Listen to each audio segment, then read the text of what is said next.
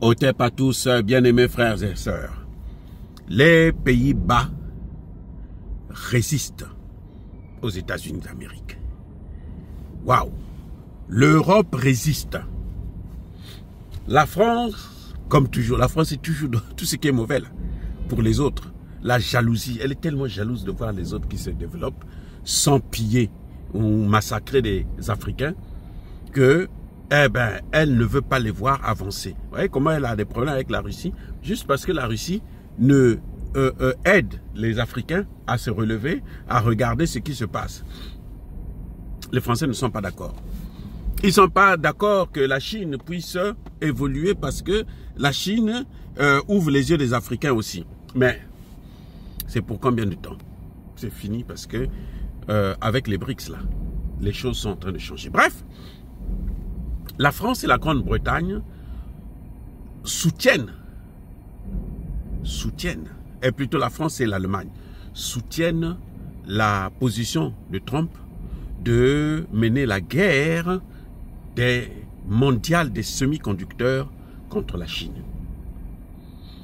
Vous savez que la grande compagnie, entreprise, la grande firme des semi-conducteurs dans le monde, puisqu'elle contrôle plus de 90% des semi-conducteurs dernier cri dans ce monde, qui s'appelle ASML, une compagnie des Néerlandais, ou plutôt néerlandaise, a été interdite par les États-Unis de vendre les puces dernier cri et les semi-conducteurs à la Chine.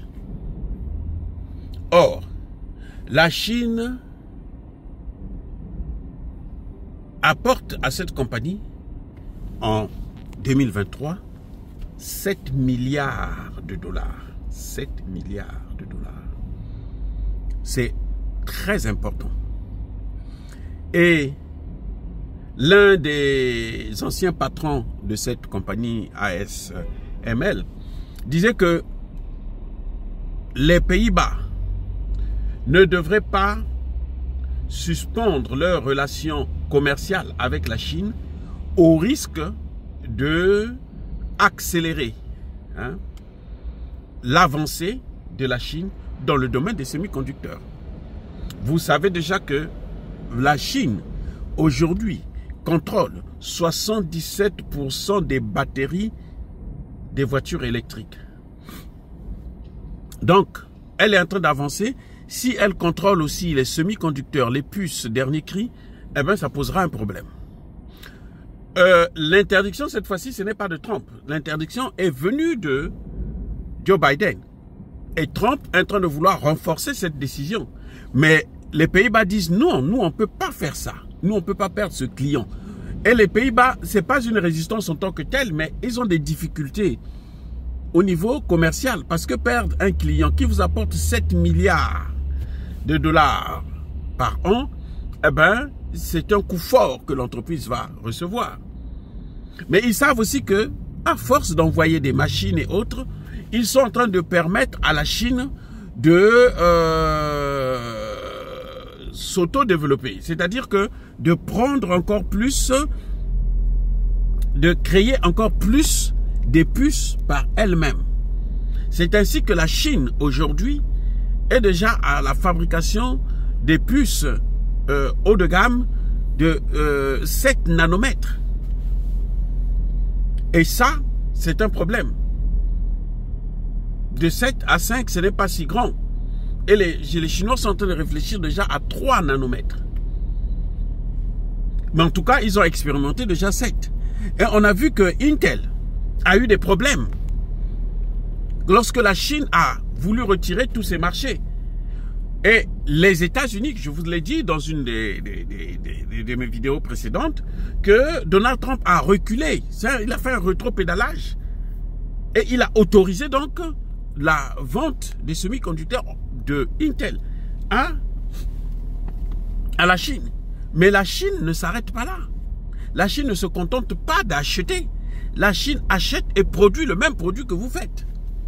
Donc d'ici 5 ans, 10 ans, eh ben, la Chine pourra être autonome et contrôler toute la chaîne de production surtout dans le domaine des voitures électriques, mais aussi dans le domaine des ordinateurs.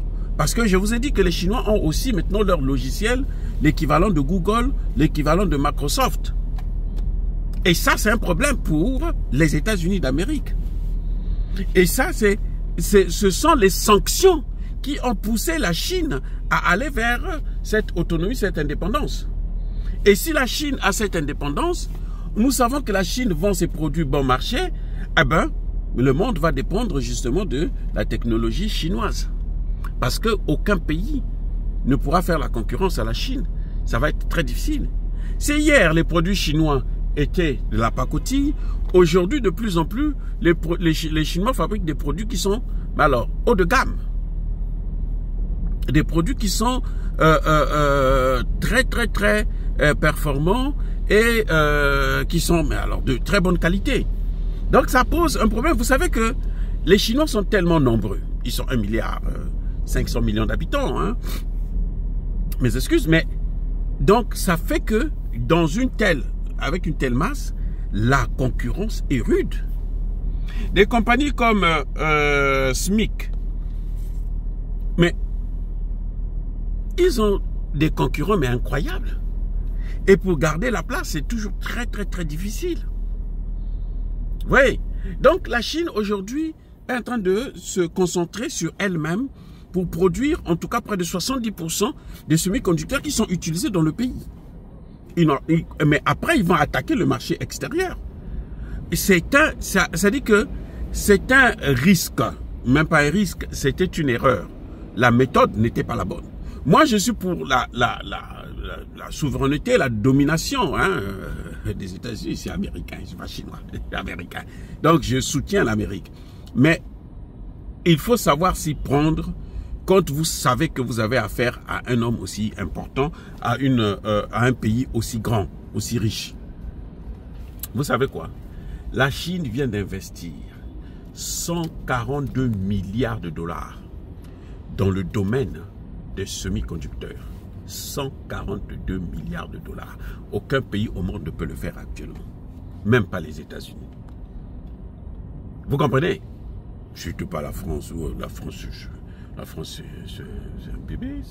C'est pas, la France n'a rien.